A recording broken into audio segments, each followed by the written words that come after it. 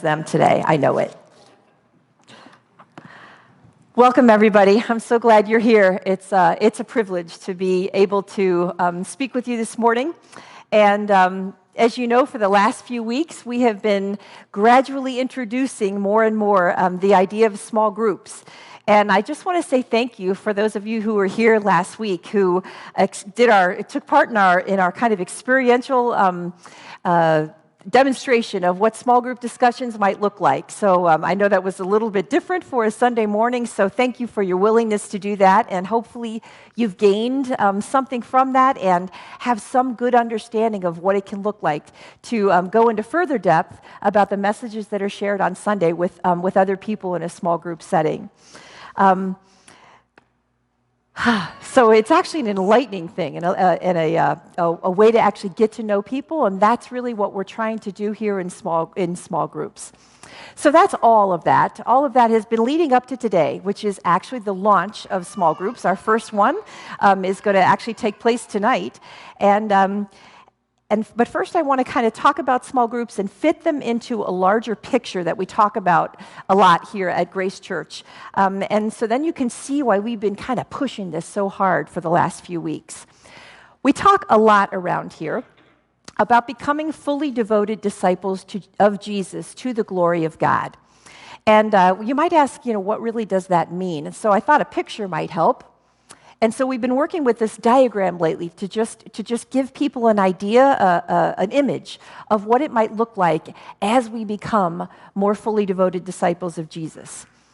And so to be a disciple of Jesus who's fully devoted to following him, it's actually pretty simple to understand. You live your life as best you can, caring about the things that Jesus cares about.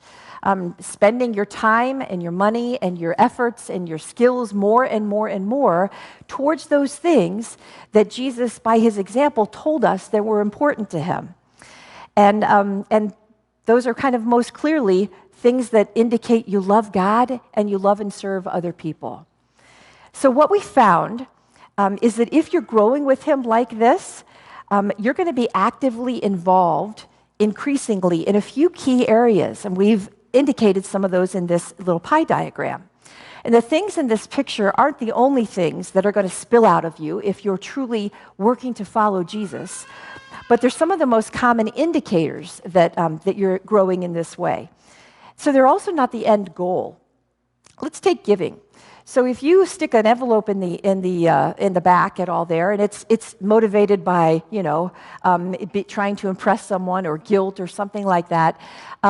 It's not the giving that's working in that way. That's not an indicator, and you might need to work on that. But these things are generally pumping out. This is what can be seen in your life as you more and more become a fully devoted disciple of Jesus. So though each one of these slices absolutely deserves its own Sunday, I'm just going to focus on, of course, that little green one there that says small groups. I'd like to tell you a little bit more about my experience with small groups in hopes that you can see how this small group slice can actually work to uniquely ignite the rest of the slices in ways that other ones can't. So I need to start with an example from the Bible about a small group. And I picked a rather strange one. If you've ever been in any of my Bible studies, I like to go kind of the off-beaten trail, and because it's just usually more fun. So if we could stick up on the screen Luke 17, 11 through 19, and let's read it together. Okay, you ready? Set, go. Now on his way to Jerusalem, Jesus traveled along the border between Samaria and Galilee. And as he was going into a village, 10 men who had leprosy met him. They stood at a distance and called out in a loud voice, "Jesus, Master, have pity on us." And when he saw them, he said, "Go show yourselves to the priests." And as they went, they were cleansed. One of them, when he saw that he was healed, came back, praising God in a loud voice, and he threw himself at Jesus' feet and thanked him. And he was a Samaritan. Jesus asked, "Were not all the 10 cleansed? Where are the other 9? Has no one returned to give praise to God except this foreigner?" And then he said to him, "Rise and go. Your faith has made you well." I don't know if you guys have ever heard this story before, but it occurred to me that the 10 lepers in this story, out of sheer necessity, have formed their own small group.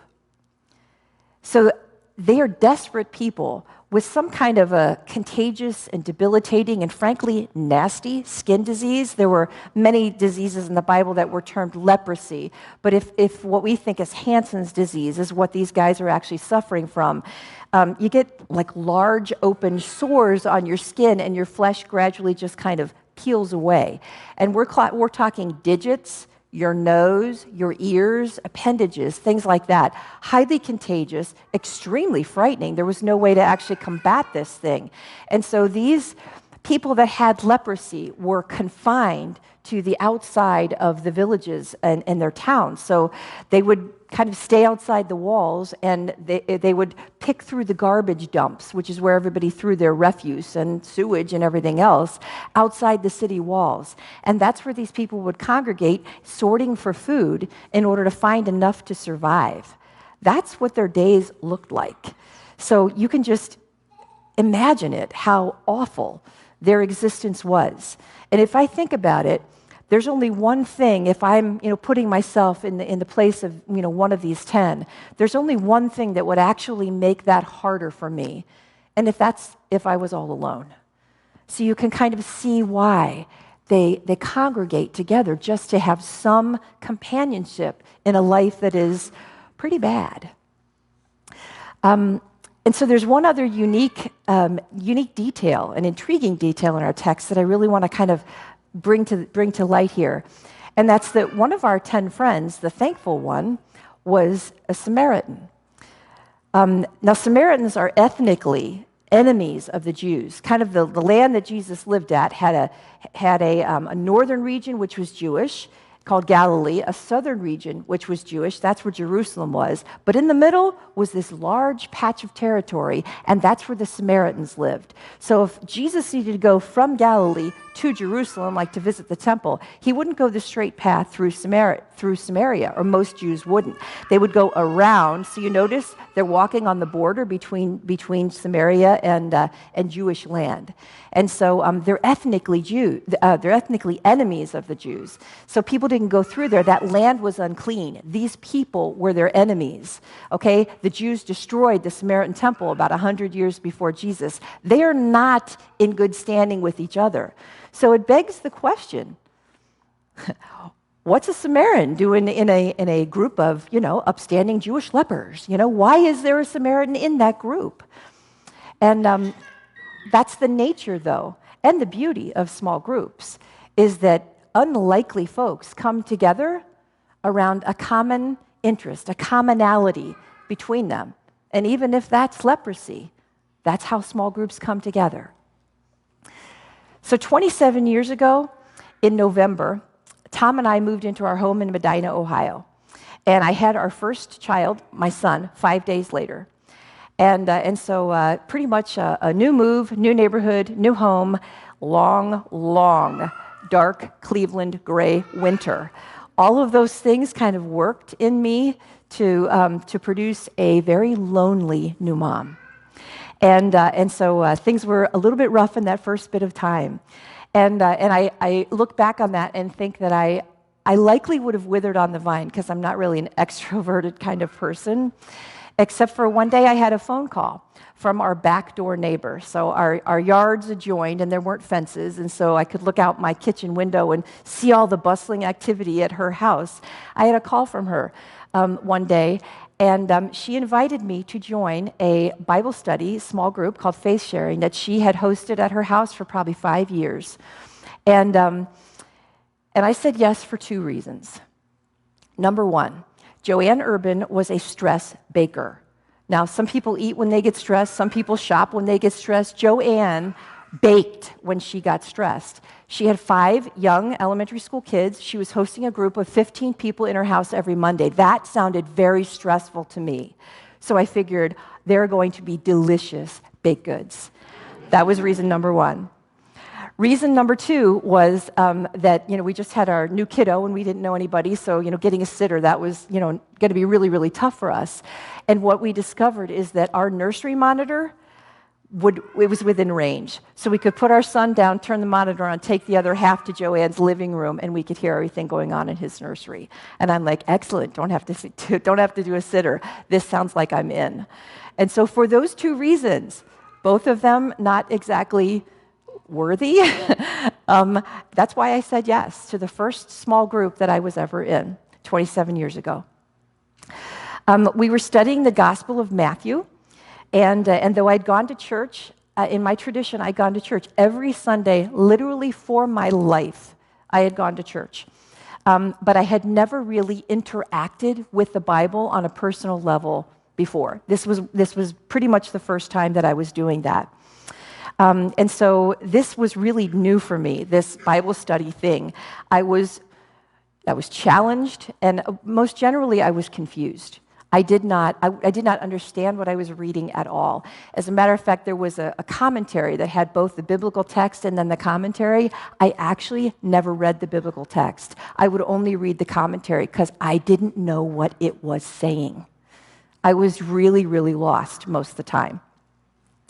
And so one day, we were doing, at this study, we were doing Matthew 17. And we read the scripture that we just read, and something happened to me. A woman named Carol read this passage about the lepers, and she said something like this.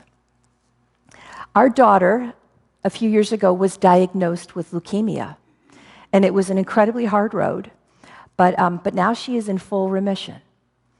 And my son says, yes, she's healed, but I lost years of my life, and I was shuffled from one person to another because you guys were always at the hospital. And my husband said, yes, she's healed, but we're financially ruined. We have, hospital bills have taken away all of our savings, and I don't know how we're going to recover from that. She said, me, do you know what I say? She's healed. She's cured. Thank you, God. Thank you, God, for your blessing in that. I am so grateful, and you are so good. She said, I want to be the Samaritan in this story. Now, I don't know what happened to me that day, but something in how Carol took that Bible story and related it directly into her experience unlocked something within me that I had no idea was there. And I can tell you that out of all of the sermons that I have heard over the weeks of years that I had been going to church, I know that someone had done this once before. I just never heard it. There was something about that living room and sitting just feet away from Carol as she was relaying this and seeing her eyes and the tears flowing from them. Something about that changed something in me. And I picked up the Bible that I had in my hand, and for the first time, I was like, what is this book? It was alive for me in a way that I had never experienced before. And that moment, made possible by Mrs. Urban's yes to hosting a small group, and Carol's yes to coming to that group, and the church's yes to administering small groups, and the author's yes to writing a Matthew study, and an endless stream of people saying yes to God's urging. That made that moment possible. And that moment, I am not exaggerating, shifted a trajectory in my life. Something took fire. It just ignited in me that day as I sat on Mrs. Urban's blue flowered couch, and that blazed a path for me to dozens of other Bible studies, to 2 Bible study tours in Israel, to a master's degree in biblical studies. I simply can't get enough. And I didn't know that was in me at all until that day, in that small group. And that led me to administering small groups here, to teaching small group studies at Grace Church, to standing here today to tell you what God has done in my life through this ministry of small groups.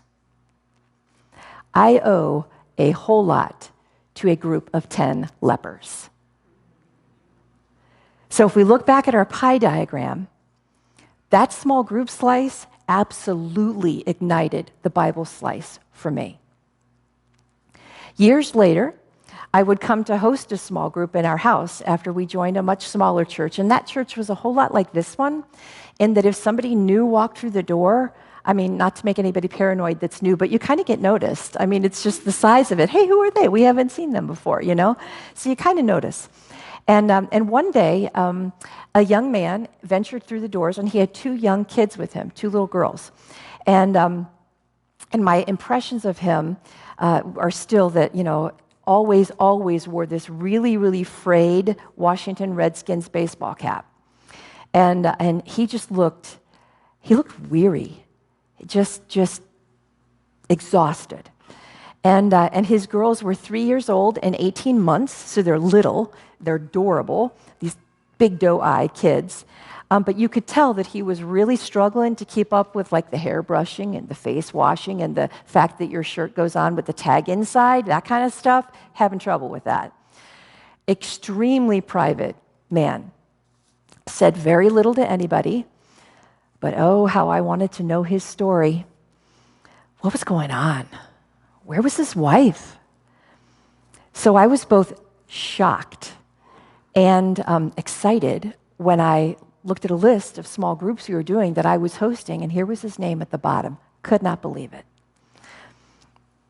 Well, our group started at 6:30 on Sundays, much like Bill and Barb's over here, and I have learned over time that a name on a list does not necessarily mean an individual at your door. And so, 6:30 turns to 6:35 to 6:40, and he's not showing, and I think, there's no way. And, good for him, but I get it. A little disappointed. 7 o'clock, doorbell rings. I open the door, and there he is. 2 little girls, and he's, sorry I'm late, and he walks into the house. And I was like, no way. I came to find out months later, after we got to know him a little bit, that since well before 6:30, he was down the street. He was sitting in his car. He was watching people go in, and he was trying to talk himself into walking in the house. I can imagine him in there, I need to move forward. Can I move forward? And how, he's just trying to say a very, very, very hard yes to joining this small group, to this new thing for him. So over the weeks of our small group, we came to learn that my baseball-capped friend was indeed overwhelmed with his life. He did have a wife whom he deeply, deeply loved, but who was battling alcoholism. And she'd been struggling with this for years, and I think that when we met him, she was probably in about her 7th rehab. As we continued in small groups together, my family, his family, we became pretty enmeshed, pretty intertwined. We ended up transporting his 2 lovely kids from home to daycare and back. And I cleaned his house top to bottom 3 times with laundry.